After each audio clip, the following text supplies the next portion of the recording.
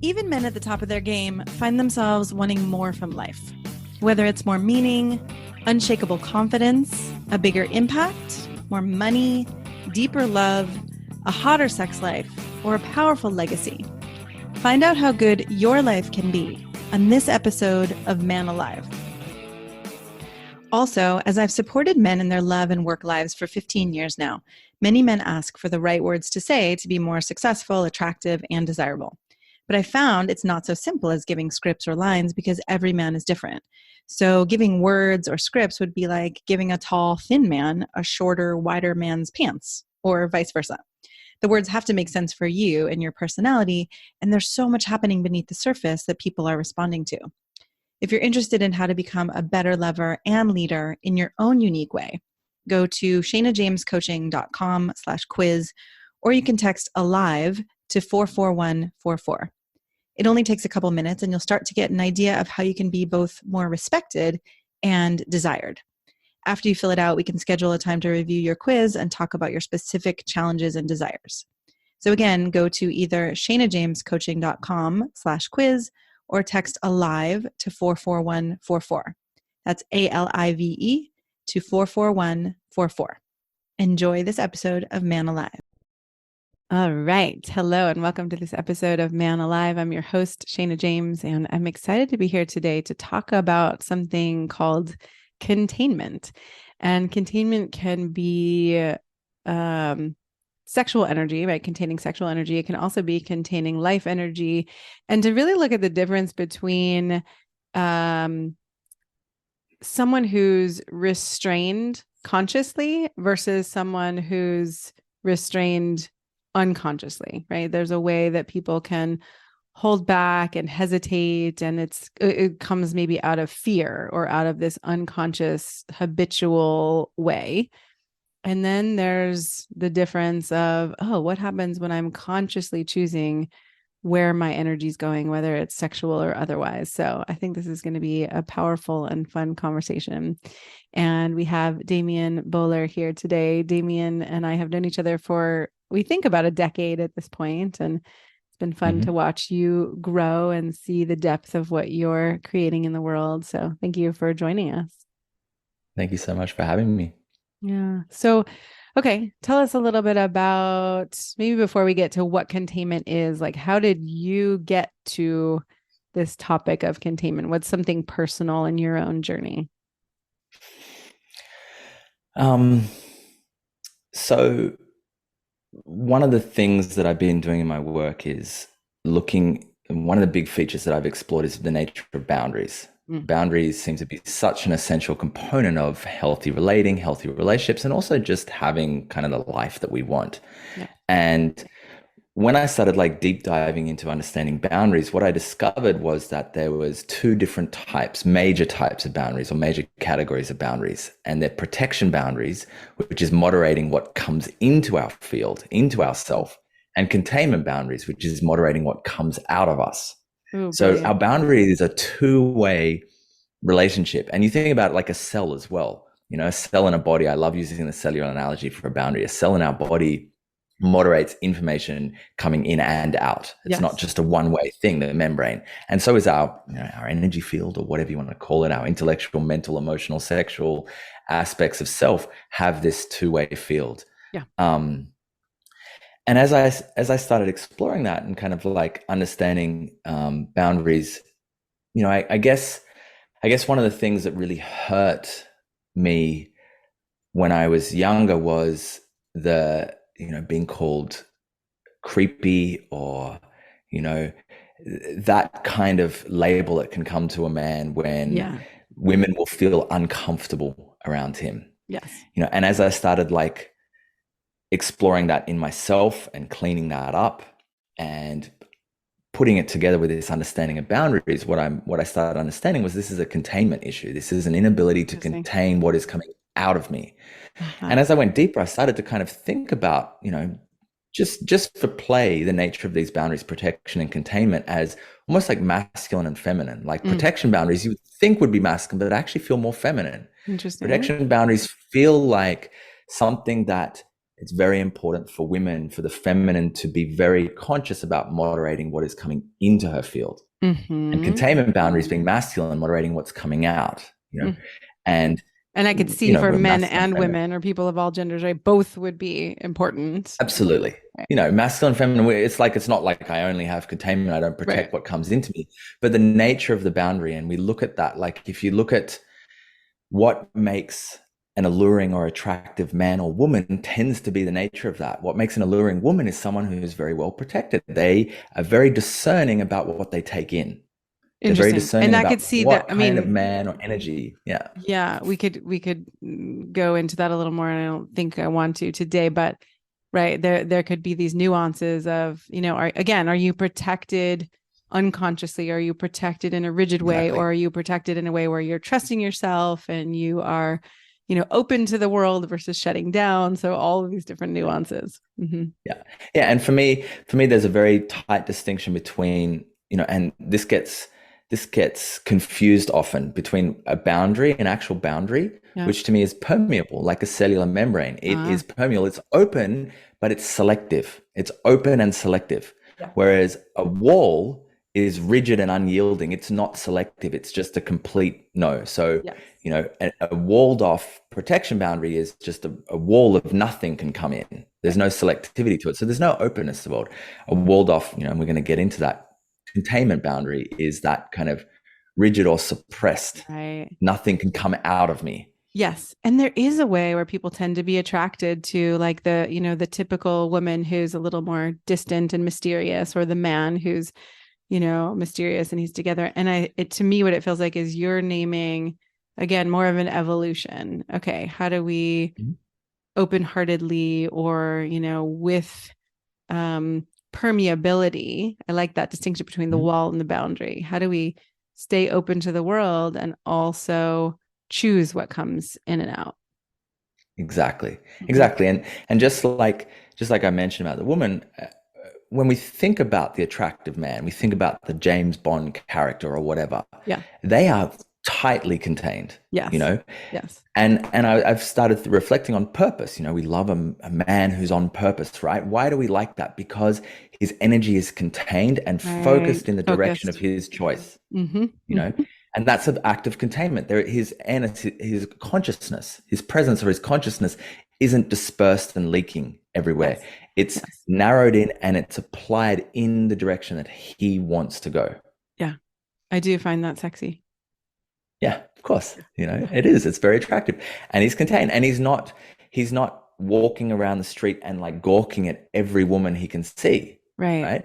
He's not at the bar, like just looking at all of the women and kind of like, oh, whoa, all of this. He's the one who's like focused on what he's doing. He's talking with his friends or whatever. And he looks up and he catches a woman's eye who's open. Her protection boundaries are open to him in that moment, meaning that she's choosing to be like, your consciousness can come towards me.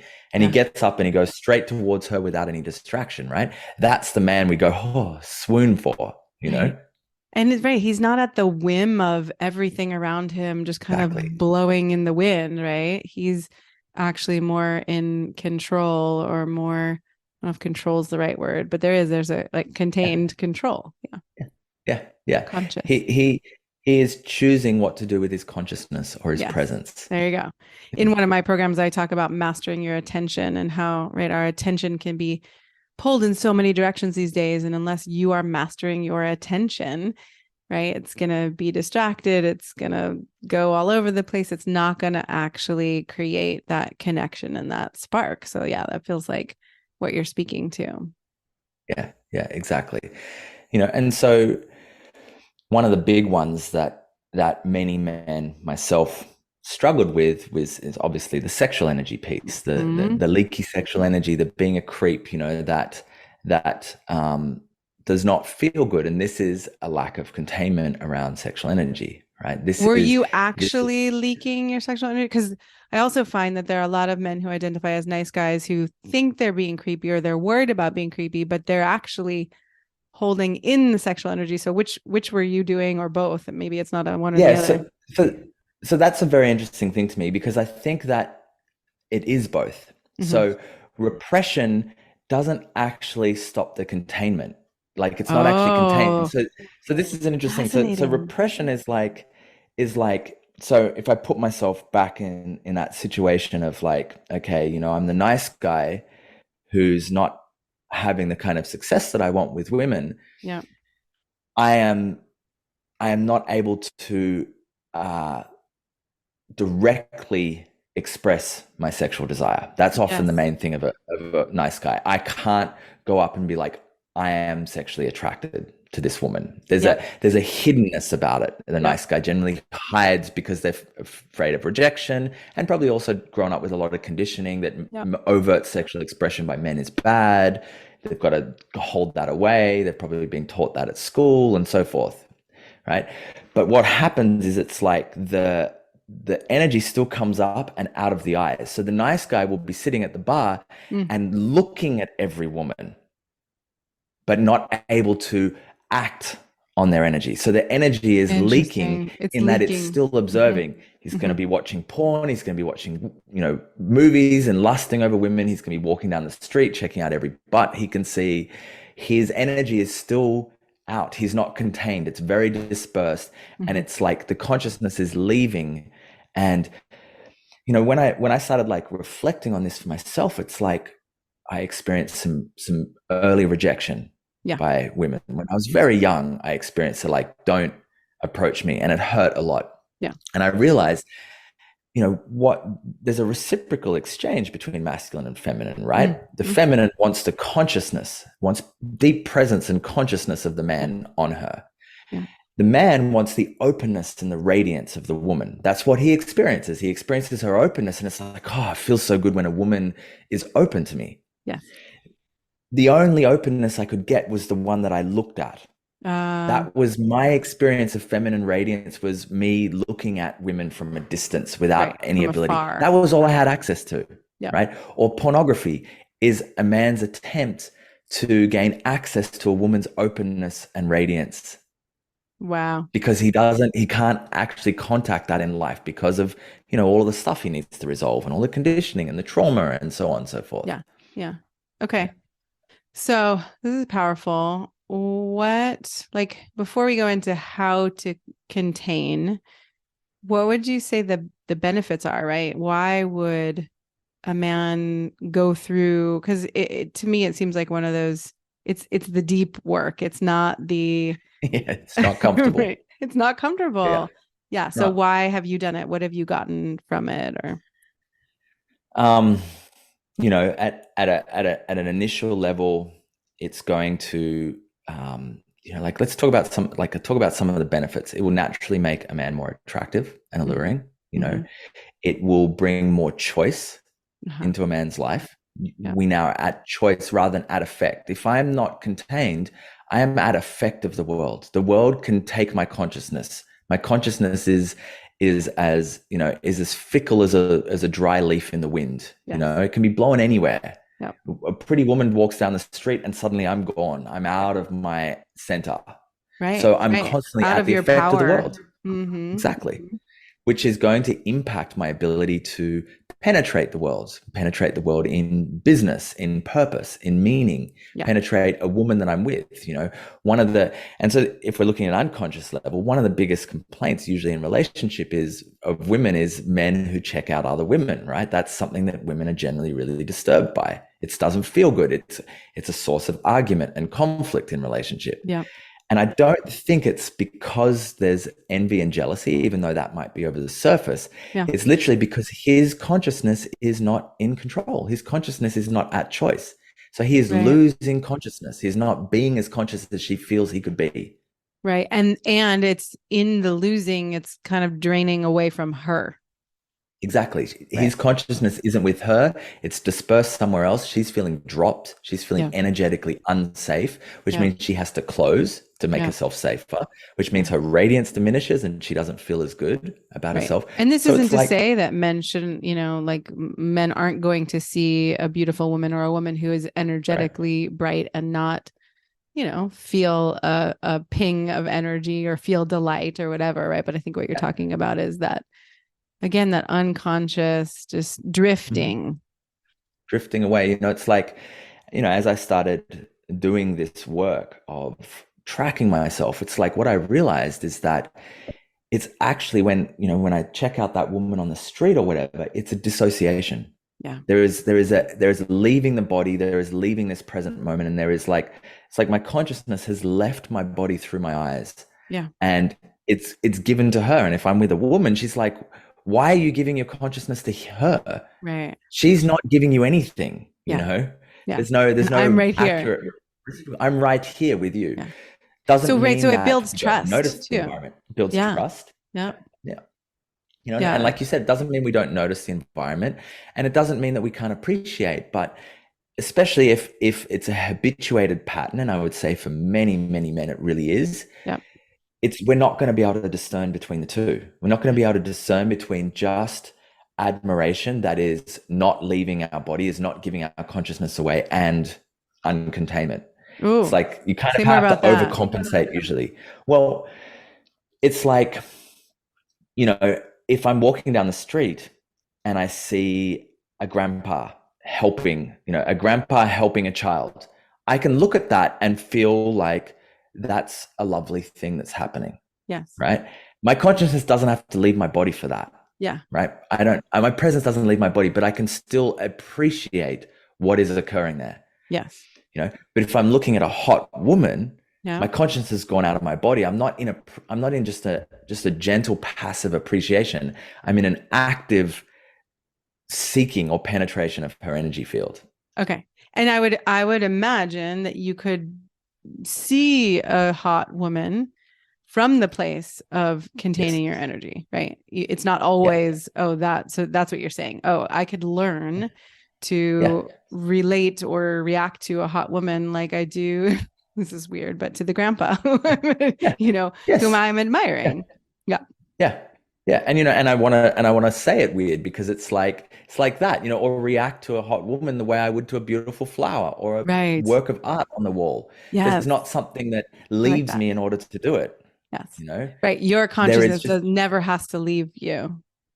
Yes. Yeah. And it doesn't have to leave the woman I'm with. It could even be included with her. Yes. Women admire women too. Yeah. There's no reason why I can't with my partner together be like, wow, that woman is radiant. Yes. But I'm not touching her. She's not taking my presence. Right. There is not some kind of unconscious, exchange of energy happening there. Yes. That is Yeah. that is not consensual, that is not, and I think women understand the difference too. You understand the difference. You can feel when a We man feel is it. Yeah. on you, his gaze is on you in a way that he's left his own body. Oh And man. it's like, oh, like, I don't like this.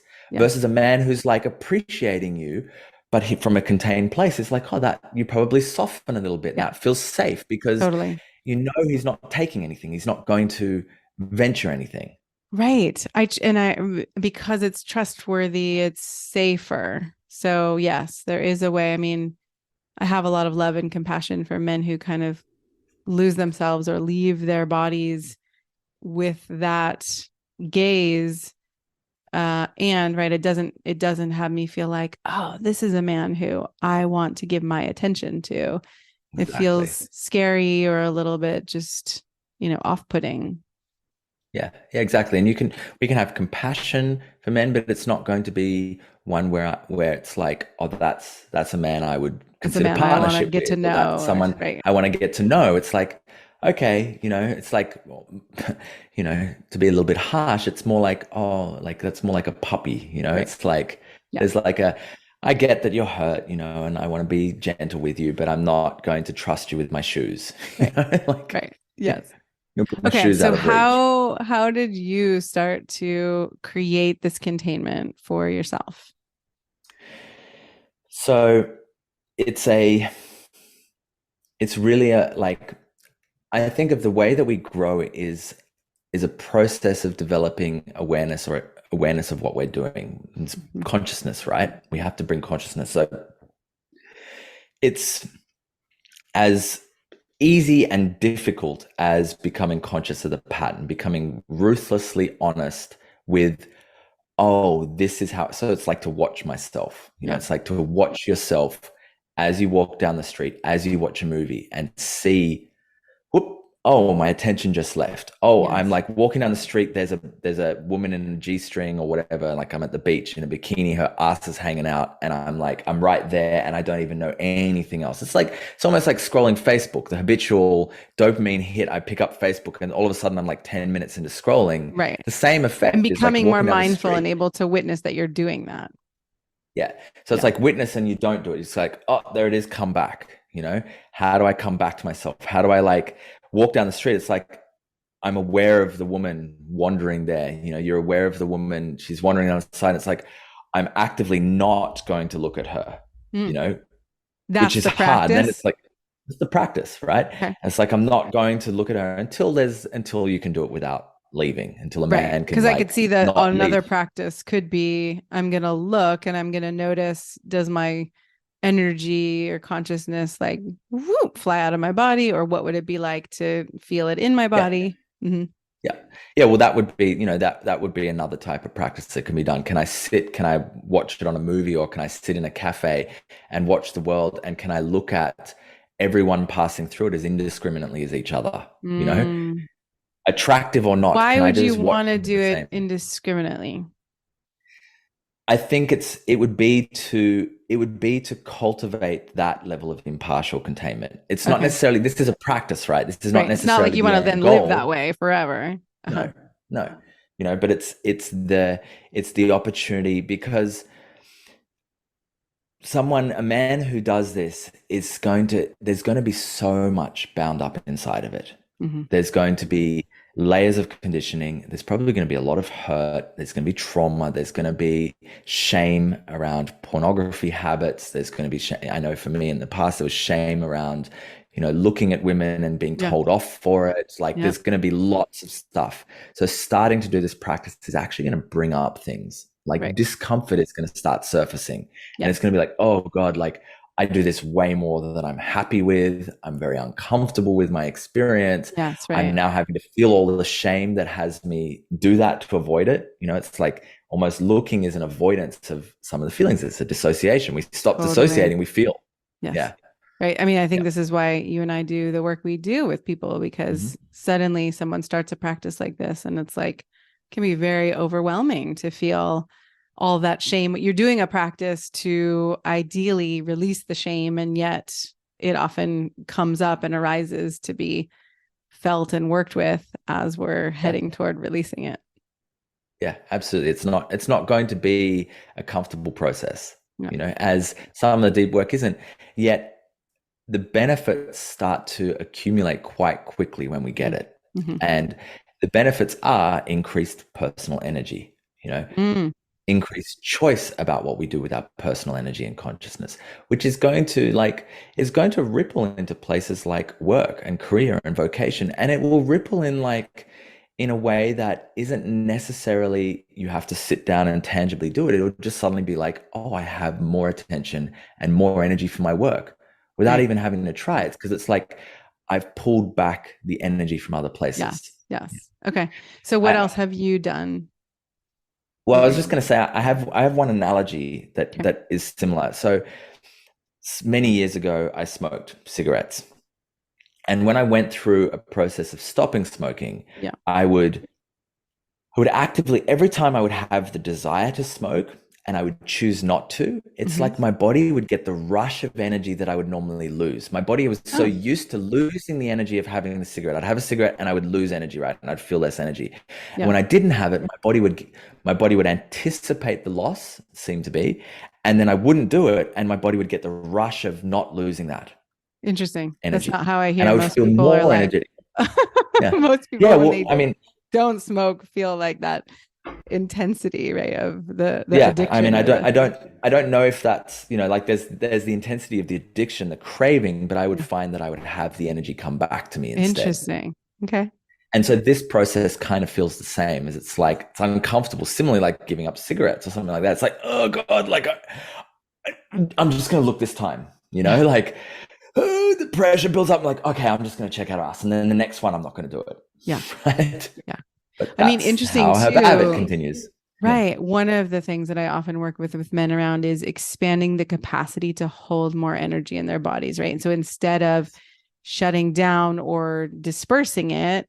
I use that image of a balloon. It's like, can you just breathe and allow your body and your energy field to be bigger and bigger and bigger versus, oh shit, this is so, there's so much here that I've got to get rid of it.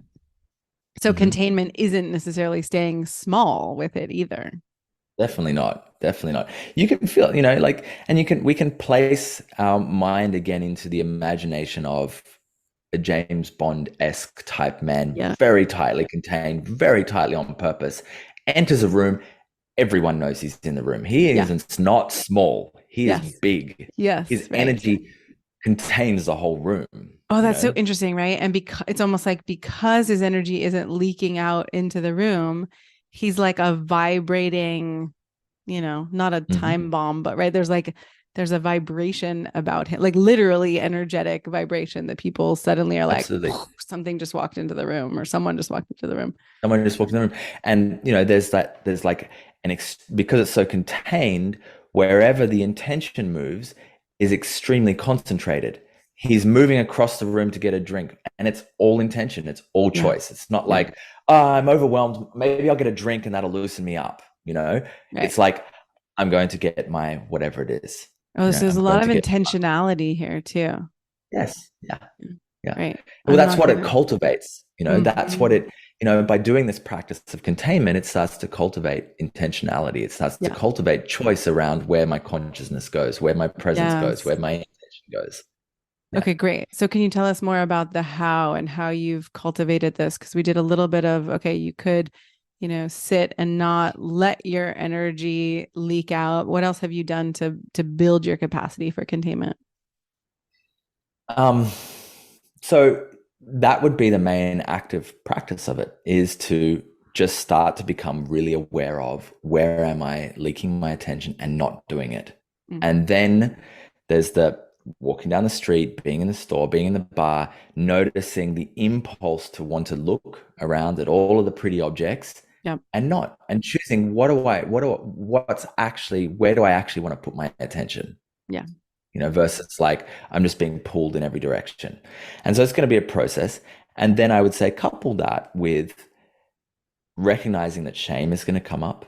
This uncomfortable. And so we also need to have a process or a practice for working with our shame, working with our uncomfortable emotions, working with our grief, working with our fear, working with our anger. It's all going to start coming up. What are your process? Do you have a main process you use for that?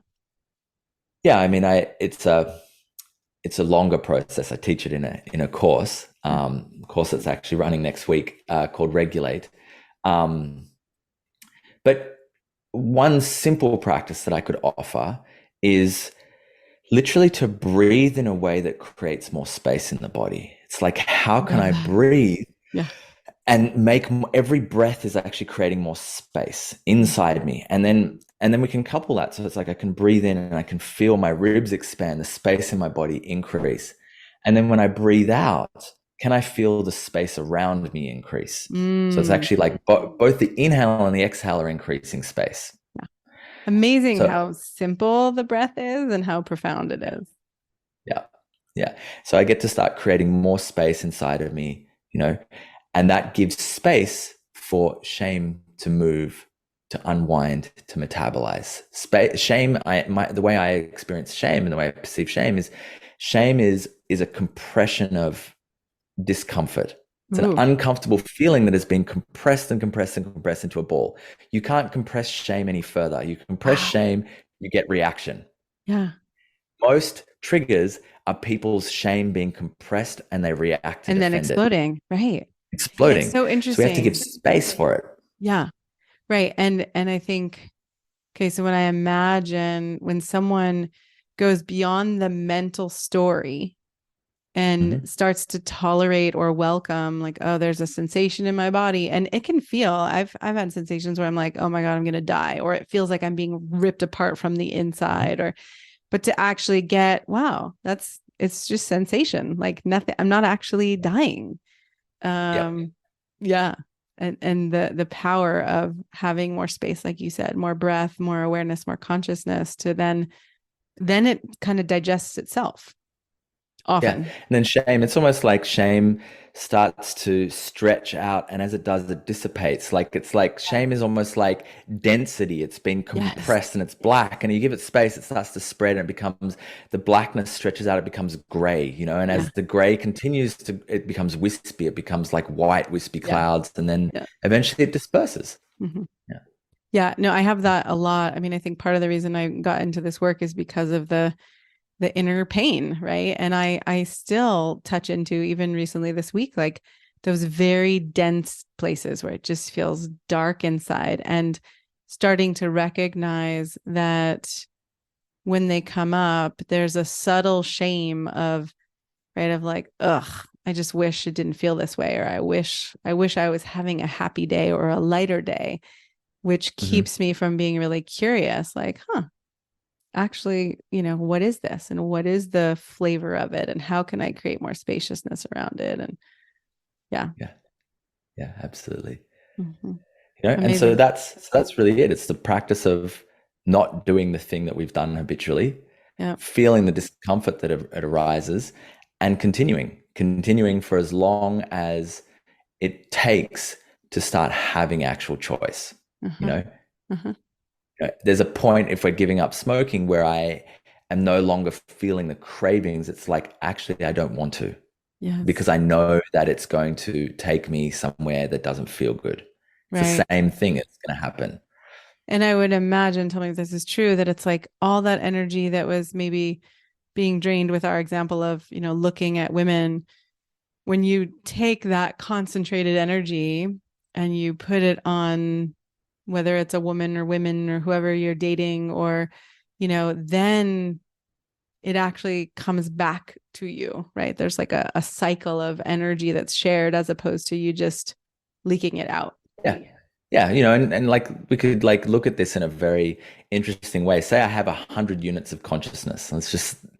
I have 100 units of consciousness in a given day. And I walk down the street and every woman I check out is me losing from 1 to 10 units of consciousness, right? So depending on the strength of my look. And I'm walking around and by the end of the day, like I have 25 units of consciousness, or, and I go on a date, and I have a date at the end of the day. I'm now showing up to that date with only a small amount of consciousness. She's going to be open to the reciprocal nature of that. She's going to have 25 units of openness, for example. But say I'm contained and I come to a date, or I come to see my partner, or I come to sit down at work, and I have still 99 or 100 units of consciousness. The intensity of that, intensity in a good way, intensity can be uncomfortable, but intensity in a good way is, significant. Now I am bringing my whole self, my whole presence to my work. I'm bringing my whole self, my whole presence to a woman that I'm with, and if it's beautifully contained and it's consensual and it's safe and everything, she opens, she goes, whoa, like this man is so conscious. He's so present. She will feel giddy, she'll feel radiant, she'll feel open, and then it will become a generating process. It will start to become an upward spiral. I put that energy into my work gets better, my financial freedom increases in the world, my sense of meaning and purpose increases. I give that to my woman, her openness and radiance increases, her love and devotion pours back into me. She becomes more and more devoted. She wants to nurture me, she wants to nourish me, she wants to give herself, she wants to put herself behind what I'm doing in the world. I'm in this like beautiful upward spiral. Yeah. Oh, I lost sound. There we go. There we go. Okay. Amazing. The upward spiral. Yeah. So, okay, I think we're gonna start wrapping it up for now, even though I know you could keep going for days. Is there anything that you feel like you want men to know as they're undertaking this shift in their consciousness? Anything that's been powerful for you before we wrap up? Yeah, I would say that like, like kind of just reiterating what's been said. It's not going to be a comfortable process, Yeah. and the benefits of it are like worth it beyond probably you'll be able to imagine right now. Like, it won't seem like that. It'll just seem like, and to track the defensiveness around this, like there's going to Mhm. be a natural defensiveness of like, yeah, but I want to look at women, or like women are like Notice the defensiveness, notice the desire to defend the right to basically masturbate away your own consciousness. Mm, Notice the way that you want to defend doing that, yeah. and question that. Like, why do I want to defend this? If this is going to actually serve me having the life that I want, having the relationship that I want, having the type of, intimacy that I want, having the type of meaning and purpose in my life that I want, why would I want to justify it? Mm, Why would I want to remain entitled to it? So just to question that, and then start becoming really honest, have a really honest look, walk down the street, spend a day, choose a day and go, okay, today I'm not going to try this practice yet. I'm just going to see if I can notice right. how at the effect of the outside world am I? Yes. How much, how often, take a note-taking app, like put a stick or like have a little rubber band or do something, like to track, like how often do I actually do this? Yeah. And there's no need to be shaming when you're surprised and shocked by how often. Like it's considerable for most people, for Yeah. most men. It's like massive. Yeah. Yeah. Thank you Yeah. so much. You're And where welcome. can Thank you. men find more of you? You can find me on Facebook, Damien Boller, Bohler. I write there regularly. You can find me on Instagram at Evo Relating, or one word. And my website is evolutionaryrelating.org.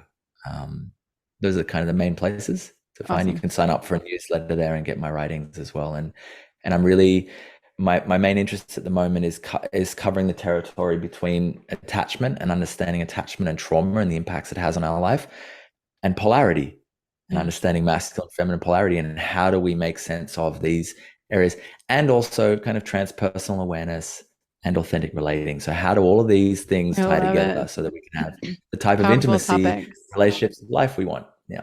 Yeah, powerful topics, right? And to see our habits and patterns and attachment styles and all of that, that we don't have to be stuck in them, how to actually work with them, transform them, and get to Yeah. create evolving conscious relationships. How do we turn insecure attachment, anxious avoidant dances into polarity, masculine and feminine, juicy polarity? Beautiful. How do we actually go from here to there? And we can, Yeah. that's actually what happens. Attachment Awesome. is just polarity, it's just an unconscious or dysfunctional polarity. Oh, that's a good one. We can do another episode on that. Love to. Awesome. Yeah. Thank you so much for being here. Thanks so much for having me. I'm so glad you joined us for today's episode of Man Alive. I hope you enjoyed our conversation and it gave you something to consider and explore in your life. If you like what you heard, I'd be so grateful for you to subscribe and write a quick review that helps men like you find us.